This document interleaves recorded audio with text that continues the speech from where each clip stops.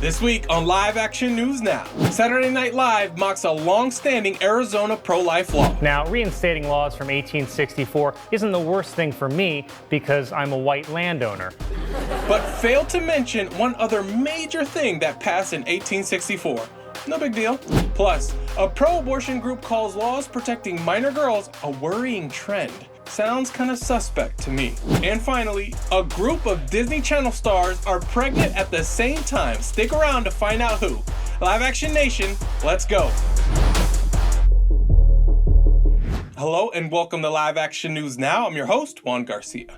Saturday Night Live recently joked about abortion during its Weekend Update segment, focusing the joke specifically on Arizona's recent state Supreme Court decision to allow a long-standing pro-life law put into place in 1864 to go into effect. It's probably not great to adopt healthcare rules from a time where the only two things doctors prescribed were prayer and cocaine. President Biden criticized the abortion law, calling it cruel, which is the same thing Biden said when he voted against it in 1864. So perhaps if Biden had been around in 1864, he may have been in support of Arizona's pro-life law. As a matter of fact, Biden supported laws preventing the use of taxpayer money to fund abortions, and according to the National Review, even wrote his own Biden amendment to ban federal funding for foreign abortion research. The New York Times has also stated that as a senator, Biden also voted for a constitutional amendment to allow states to overturn Roe back in 1982. Why he changed his mind, I have no idea. As to whether a law from 1864 should be removed from the books simply because of its age, that's ridiculous. Murder has always been illegal in the United States since the new nation first made laws, because the taking of a human life has always been considered immoral and always should be considered immoral. Abortion is not healthcare, it's homicide. And get this, it was in 1864 that the Senate took the first step in abolishing slavery in the United States by passing the 13th Amendment, the same year the Arizona law was written. So a law's age doesn't automatically make it a bad law, does it, SNL? Now this. Superstar singer and television host Kelly Clarkson recently had Hillary Clinton as a guest on her show where the two discussed abortion. Clinton decried the recent Arizona Supreme Court ruling mentioned earlier. The old law in Arizona is, without exceptions. And the danger to women's lives as well as to our, right to make our own decisions about our bodies and ourselves is so profound.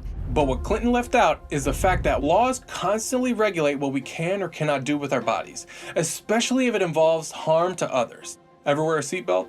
Bodily autonomy does not include permission to kill innocent people. Induced abortion, which involves the intentional and direct killing of a preborn child, isn't necessary to save a pregnant woman's life. In a truly life-threatening situation, a preterm delivery may be necessary, but that is not intentionally killing a child. Emergency delivery treats both with the human dignity they deserve.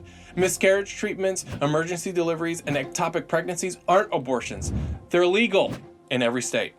Moving on, the Pro-Abortion Guttmacher Institute, the former research arm of Planned Parenthood, recently said that state laws meant to protect teenage girls are worrying. In a new video, the organization's principal policy associate spoke about why Guttmacher thinks laws preventing non-parental adults from taking teens across state lines for abortion is dangerous. Now, when I say non-parental adults, could that be referring to a pimp, a sex trafficker, a rapist, abuser, or an overage boyfriend? The bill has died in Mississippi, but is still under consideration in Alabama, Tennessee, and Oklahoma, 3 states that already ban abortion. If enacted, these bills would criminalize adults who support a minor in obtaining an abortion out of state without their parents' knowledge or consent. These restrictions may sound reasonable, but are dangerous. Most young people already involve their parent or guardian in their abortion decision. When they don't, they have a good reason. For example, because they fear for their safety or might get kicked out of their home. At the end of the day, all young people should be able to make healthcare decisions that are best for them. Again, just another public service announcement. Killing children is not healthcare. The Guttmacher spokesperson was careful not to say the word minor when she speaks about these laws and instead used the words young people, with no indication of the age group she was referencing. The bills, however, are clear that they are about protecting minors from being brought across state lines by an adult. Minor is clear. It means a person under the age of 18. Young people sounds a lot like young adult, which is defined as ages 18 to 26. But these bills aren't talking about young adults. They're aimed at protecting children, and these laws are necessary. Furthermore, a new ad by Gavin Newsom is completely misrepresenting that issue. Take a look. Trump Republicans want to criminalize young Alabama women who travel for reproductive care. Miss, I'm going to need you to step out of the vehicle, take a pregnancy test. Again, abortion is not health care. Killing children is not health care, and miscarriage care is legal in every state. Remember, about 70% of women who abort are doing so in contrary to their own values and feel either pressured or coerced to do so. And preventing non-parental adults like a pimp, sex trafficker, rapist, abuser, or overage boyfriend from taking teens across state lines for abortions doesn't sound dangerous to me. And finally, believe it or not, 4 former Disney stars from the 2000s have announced their pregnancies, and fans are over the moon.